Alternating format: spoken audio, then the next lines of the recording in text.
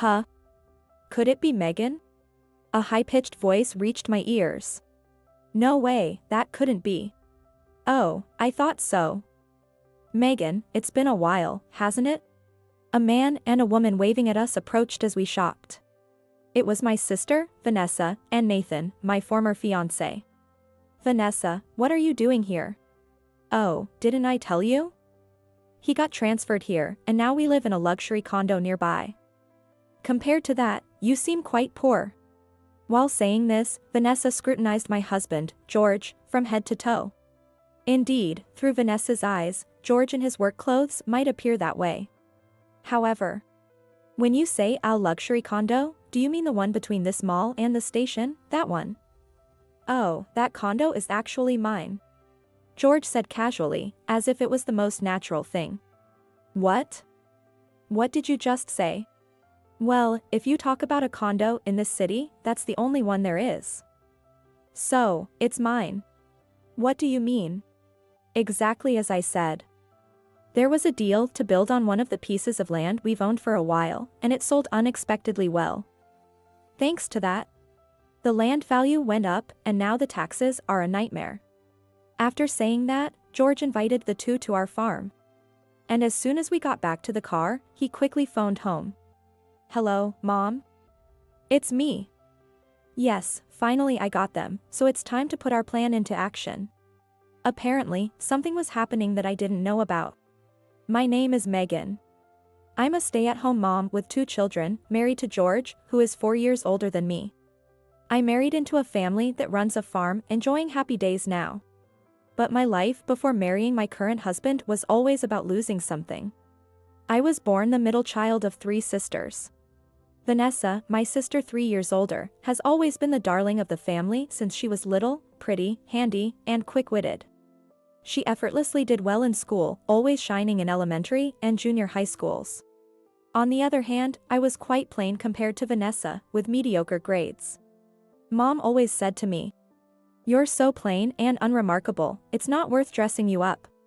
She would then indulge Vanessa with new clothes incessantly, unconditionally showering her with gifts. I didn't develop well physically, so I always wore Vanessa's hand-me-downs.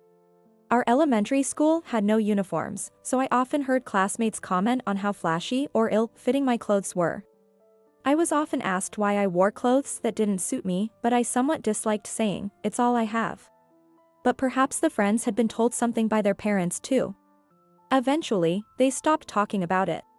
Even with studies, Dad often sighed and told me, "Why don't you try to emulate your sister a bit with your studies?" Though from about the upper grades of elementary school, I was diligent with my homework and even prepped in advance. I knew I was slow, which is why I tried to do what I could properly. But that didn't mean I could immediately get good grades. I grew up constantly sighing, and then came the time for further education. "You'll only go to high school," Dad stated flatly. What? Why? Vanessa wants to go to college in New York. You don't have great grades, and it's fine, isn't it? The issue was our age difference. Being 3 years apart meant our educational phases overlapped. Covering the expenses for both of us at the same time was a challenge for my parents. As a result, Vanessa went to the private high school she wanted, and I ended up in public school. After that, Vanessa said she wanted to attend a private university in New York. New York, that's a plane ride away. And the cost of living there is just on another level. Living there alone. It was already decided among my parents that they would cut down on expenses for me. Rather, it meant that I should start working early and contribute money to the family. And my youngest sister, Sarah, who is 4 years younger, often just watched me silently. In a life filled with sighs, without any particular aspirations, I graduated high school and got a job at a local agricultural cooperative. I was basically an office worker. Moreover, it's a rural area, and the people here are completely disconnected from any sort of fashion sense. Some parts still carry an atmosphere from decades past, while others are strangely high-tech. Dealing with these people might be monotonous. But it suited me just fine. Well, a place Vanessa would probably hate to death. Then before I knew it, 7 years swiftly passed, and at the young age of 25, I was already considered an experienced colleague at this workplace where people tend to marry early. It was then that I unexpectedly met a man. I was invited by a younger colleague to a mixer, and I met Nathan, a salesperson from one of our clients. Surprisingly, we hit it off well and soon started dating. The relationship progressed unbelievably smoothly, and he proposed in less than a year, with plans to marry 6 months later. But as our wedding plans were being finalized, Vanessa, who was supposed to be working for a company in New York after graduating, quit her job and returned home. Oh, I can't stand that company anymore. Well, if you say so, it must be true. You must be tired. Just take it easy for now. Every day, my parents would give Vanessa pocket money and take her out, and generally, they seemed to be having a great time with her lounging around and doing nothing. Then one day, "What? You're getting married?" "Ah, yes. That's right. I need to check out this guy for myself," Vanessa said with a smirk. "I don't need you to do that." "What? You can't listen to your sister?" Saying that, she grabbed my hair and harshly pulled my cheek. Eventually, Vanessa attended the meeting at the wedding venue. We had many decisions to make, but Nathan seemed distracted that day. I had a bad feeling about it, and a few days later, Vanessa blurted out, "Nathan will be mine." "But, the wedding, we've even booked the venue." When I retorted, my parents sided with Vanessa. "Well, it can just be Vanessa instead of you." "Right. It doesn't change much between the families, and we haven't sent the invitations yet." I couldn't comprehend what they were saying. They wanted to use the wedding, half of which I paid for, instead for Vanessa and Nathan. I confronted Nathan with an intensity and vigor that was unusual for me. "I'm sorry, but I have to take responsibility," he said. Apparently, he couldn't refuse Vanessa's advances. I was shocked to find out he was that kind of person, but I was more unforgivable toward Vanessa. But being unforgivable didn't mean I could do anything about it at that time. Especially since my parents were unequivocally favoring Vanessa. If that happens, there was nothing I could do.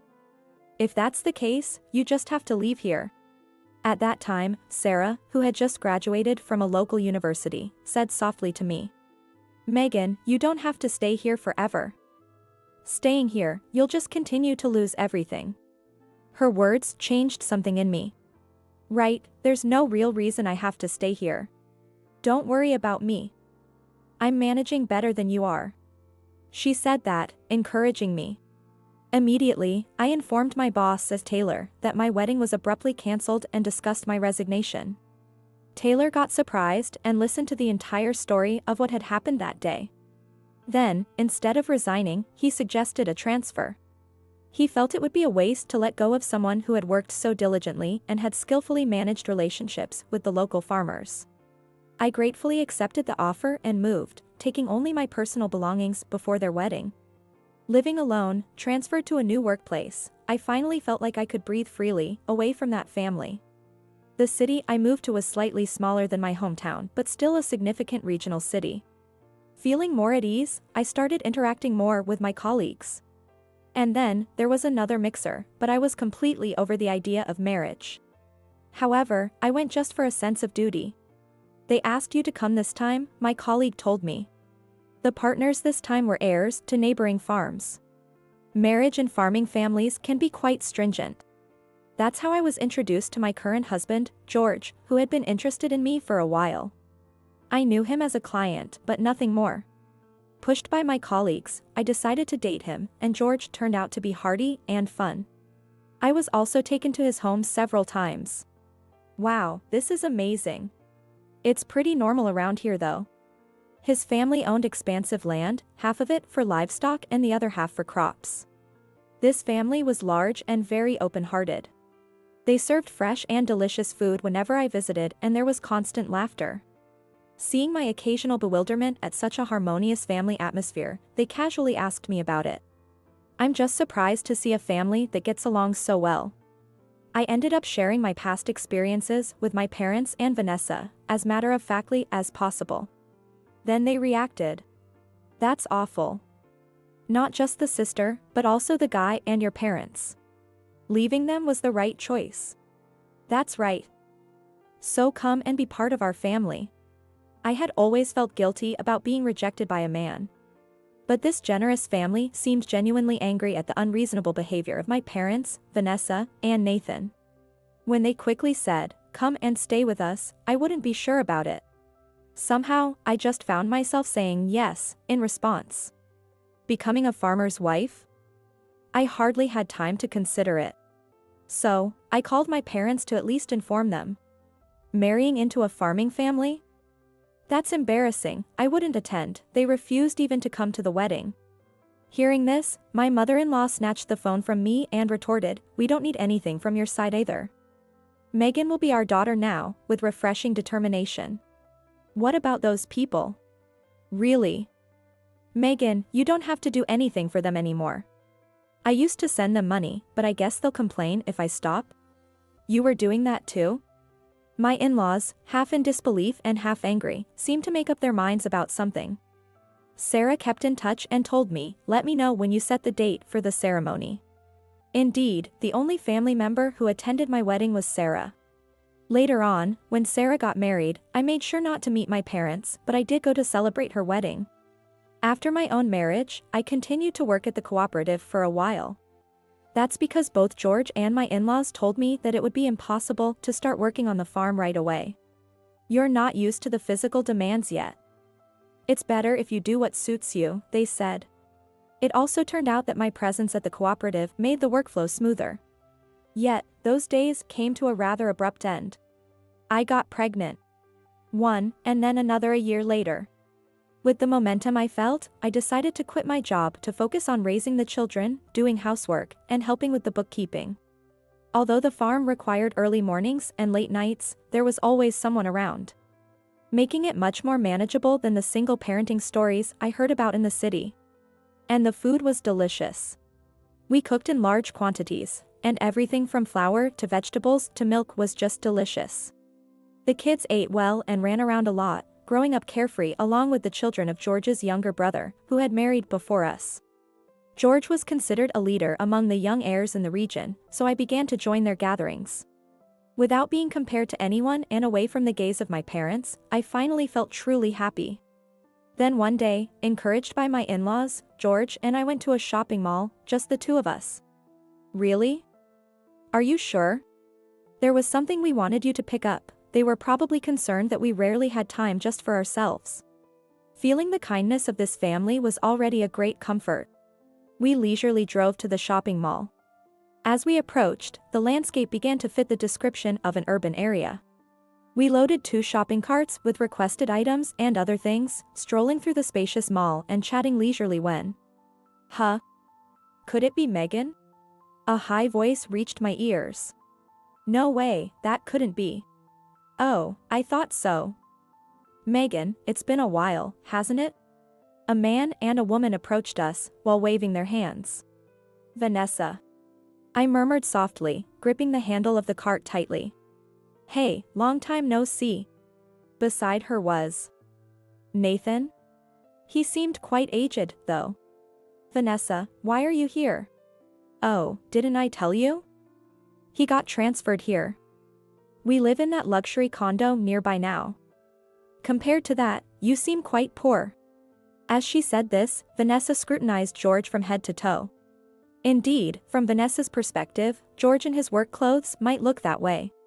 And I was in my everyday clothes too. However, speaking of the condo, do you mean the one between this mall and the station, that one? George suddenly spoke up. Yes, that one. You guys couldn't afford it, I bet. It's really popular now, even people from outside have a hard time getting in. We waited and finally got a place. Of course, it's none of your business since you're just rural folks. Ah, that condo is mine, actually. George said nonchalantly, as if it was the most natural thing. What? What did you just say? Well, if you talk about a condo in this city, that's the only one. So, it's mine. What do you mean? Exactly as I said. There was a deal to build on one of the pieces of land we've owned for a while, and it sold unexpectedly well. Thanks to that, the land value went up, and now the taxes are a nightmare. Taxes. I recalled seeing unusually high property taxes when I helped with the bookkeeping. I had wondered why, since taxes around our area were not that significant, but now it made sense. Oh, is that so? Ah, right. Would you like to come over to our place after this? I turned towards George in shock. Really? Is that okay? Then, Vanessa's demeanor suddenly changed. Hey, wait, it's kind of sudden to just drop in. What are you talking about? They've kindly invited us. It would be rude not to go. Our shopping was abruptly paused, and we decided to head out to our place by respective cars. Back at the car, George immediately called home as he settled into the driver's seat. Hello, Mom? It's me. Yes, I finally got them, so it's time to put our plan into action. What was he talking about? He hung up after those brief words. A plan? Yeah. Well, we have our reasons. I didn't even know you owned that condo. It's like insurance. George explained. Even we depend a lot on nature for farming, so it gets tough. We've owned that land around there for generations. So, you built the condo? Kind of half. Not entirely. It's a great spot with a scenic view, which attracts people from outside. That much was true. Even if the view was just fields and mountains, the vastness made each season impressively scenic. People with money from outside might find it appealing. Do you want to live there? I immediately shook my head. I like our home best. Everyone's there. Me too. With that, we headed home, driving along. During the drive, George shared a surprising plan with me. Can we really do that? You know the unity of our family, right? Plus, we're good at following through with plans. That was true. But still. Looking at Vanessa and her husband following us in the rearview mirror, I wondered if it could really work. When we arrived home, my in-laws greeted us at the door with, well, welcome, their usual, no. More than usual, cheerful smiles ready for the sister and her husband. Is it okay, over there? At this time, there should still be work to be done in the fields and with the cattle. It's fine. We knew we were having important guests. As soon as Vanessa entered the house, she started looking around curiously. She seemed surprised by how spacious the house was. Well, it really is quite large. Many people and households are living here. We eat together, but each family has its own space. Wow, and to think I've only met her younger sister. I had no idea Megan had such a beautiful older sister. My father-in-law said with a hearty laugh. Meanwhile, I was in the kitchen preparing something to serve our guests. It's better you don't go there right now. Just watch from here for a bit. My mother-in-law suggested, pointing to a chair in the kitchen. Wondering what that meant, I sat as instructed and kept an eye on the living room from my position. At the sofa, my father-in-law and George were seated, offering my sister Vanessa and her husband some homemade sweets. While my mother-in-law prefaced with a modest, "We don't have much, but..." Indeed, from the spot my mother-in-law directed me to, I could clearly see them. And importantly, they couldn't see me. As he opened a beer, my father-in-law casually mentioned, "So I hear you're living in our condo now." Yes, they replied. Oh, speaking of the condo. He hinted to George with a gesture, signaling him to bring something up. Right, just a moment. George said and retrieved an envelope from a cupboard in the living room. Well, there's something concerning the condo that I'd like to discuss with you, or rather you, Nathan, George started. What might that be? Nathan tilted his head in response to George's words. This right here. George said, handing over a large document envelope. Nathan began to pull out the contents but stopped abruptly. Instead, he pulled out several photos which were put on an album. This is... Nathan's expression froze as he looked up.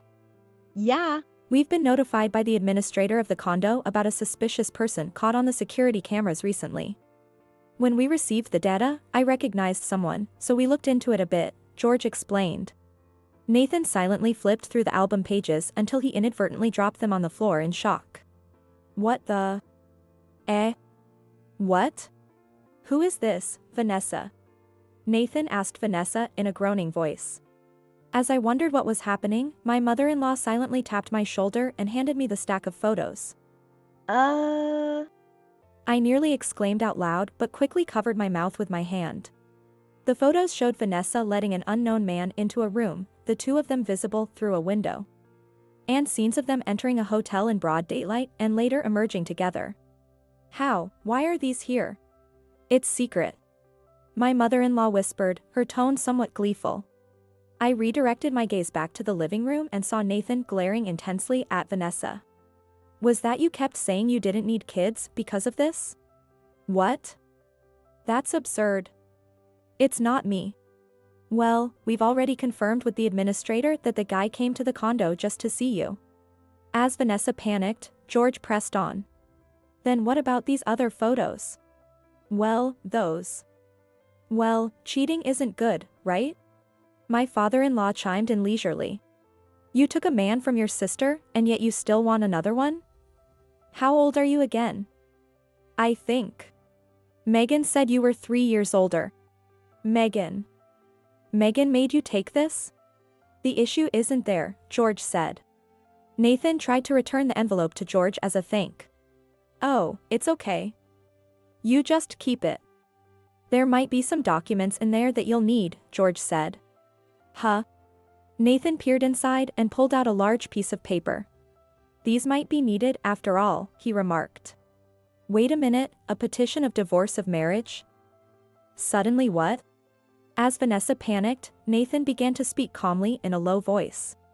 At that time, you told me to take responsibility, saying you weren't having your period. I thought I got you pregnant and decided to marry you because of it. But guess what? What do you mean? I apparently had a fling with you while drunk. I didn't remember it. But there were signs. So, considering what came after, I thought I should take responsibility. But you weren't pregnant, and what happened next? You kept saying you didn't want kids. How old are you? Aren't you almost 40? I'm only 35. Don't say such awful things. I believed your words about wanting to raise one child carefully. So, I worked hard, improved my sales, relocated, and even got that condo. You wanted that condo so badly, so we waited for it to be available and took out a loan for it. But you keep saying you're not satisfied with a lower floor, always complaining. So, that's what she was saying. I'm tired of it all, Nathan said. With that, George efficiently grabbed a ballpoint pen from his pocket. And Nathan calmly began filling out the petition for divorce of marriage with the pen. Wait, what are you doing? Besides, at our wedding, because of your parents' selfish actions, no one came, right? Not even my parents. So, that's what happened. My parents haven't forgiven me to this day. You seemed happy not dealing with the in-laws' troubles, but... Oh, you had made your parents sad. That's been quite tough. I was even told not to come to my brother's wedding. With a contorted face, Nathan spat out. Perhaps he looked older due to the stress. I've grown tired of this situation. Haven't you had enough of me too, Vanessa? The way things are. That's not true. I can't live without you. Because you can't manage on your own. You haven't worked since we got married. But I don't care anymore. With that, Nathan thrust the filled petition for divorce of marriage in front of Vanessa. Look. No, I don't want to. If you don't want to, that's fine. I'm going home now. By the way, George, this envelope is from the detective agency, right? Yes. I made sure to thoroughly investigate for the safety measures of the condo I own. That's solid evidence. Thank you. Nathan said this and then expressed his gratitude. Please let me know later how much it cost. I'll pay you back in full. Also, Vanessa, I will be selling that condo, so you gotta move out soon. I don't have money to do that. Faced with the fact that she can't live in that condo anymore, Vanessa was thrown into disarray. If that's the case, you can just go back to your hometown, where you can easily make money from men, right? I'm busy from now on. So I'm heading home. You're leaving. What about me? Ask your sister for help. With that, Nathan picked up the envelope and stood up to leave. He glanced at me and said bye and left. Wait a minute. Vanessa hurriedly stood up and tried to follow Nathan, who was heading outside. But there was a difference in their leg length. There was no way Vanessa could catch up with Nathan as he seriously picked up his pace. We also quietly followed the two of them. Wait. Don't leave me behind. Perhaps due to the usual lack of exercise, or maybe because of her shoes, Vanessa stumbled and fell.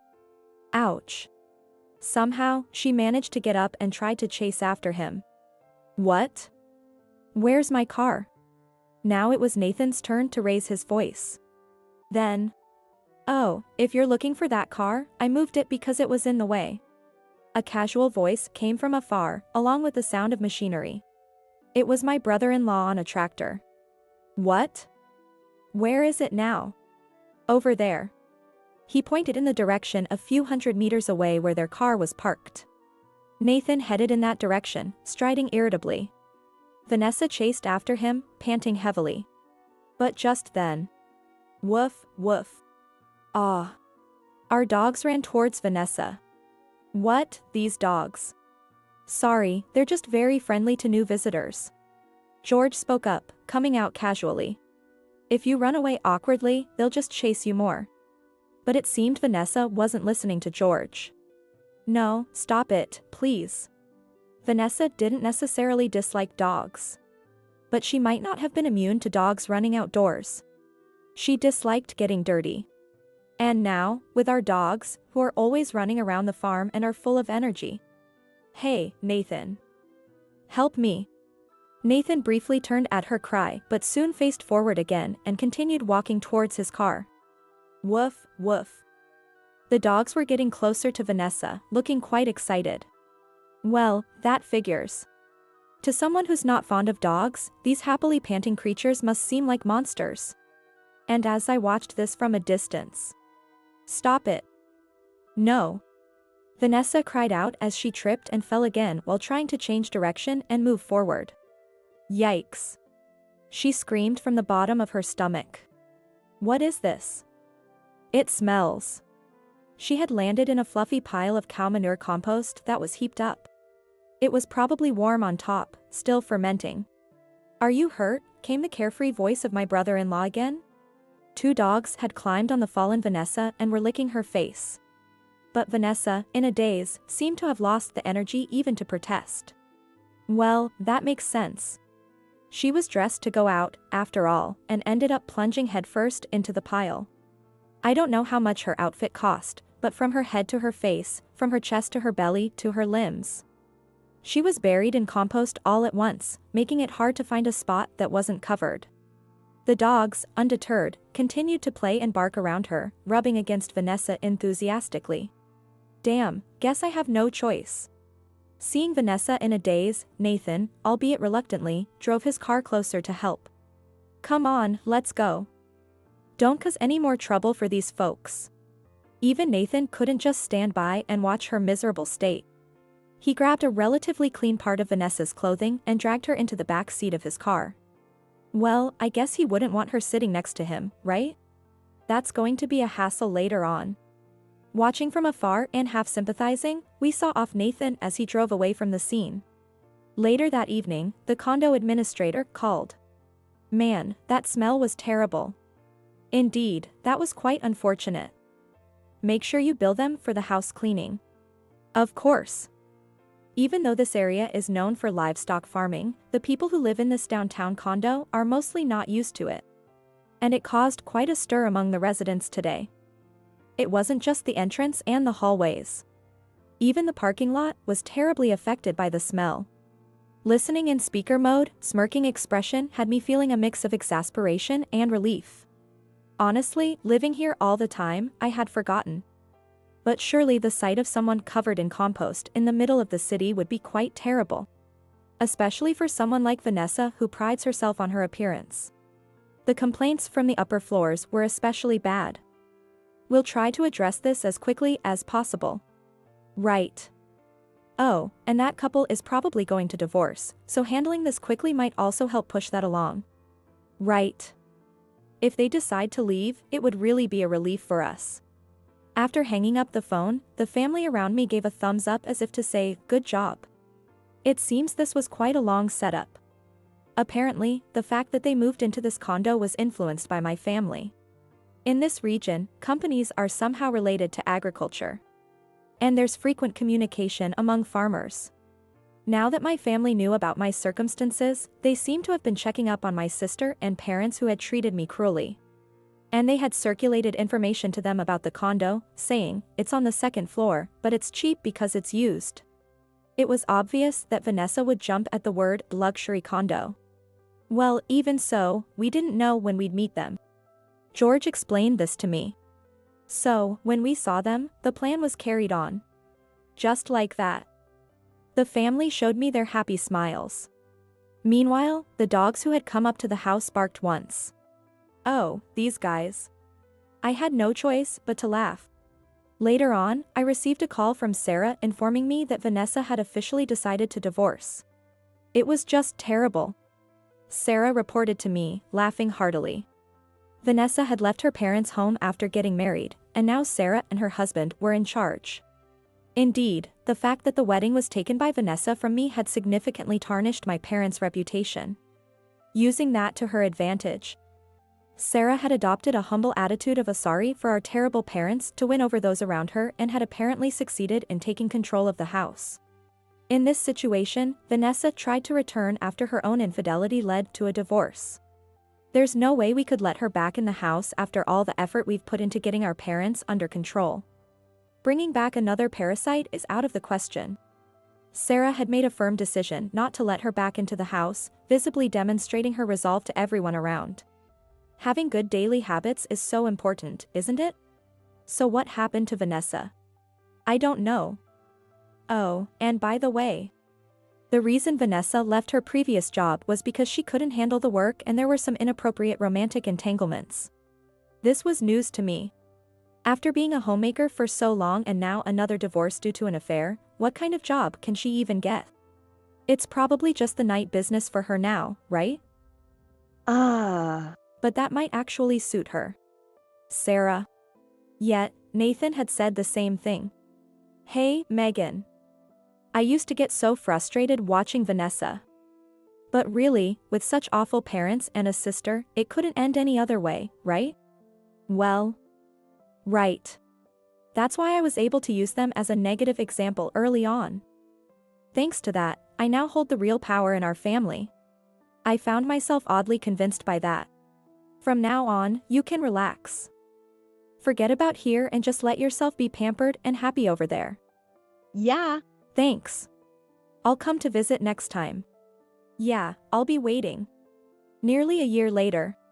As promised, although a bit delayed, Sarah visited my house. Megan, congratulations on your third child.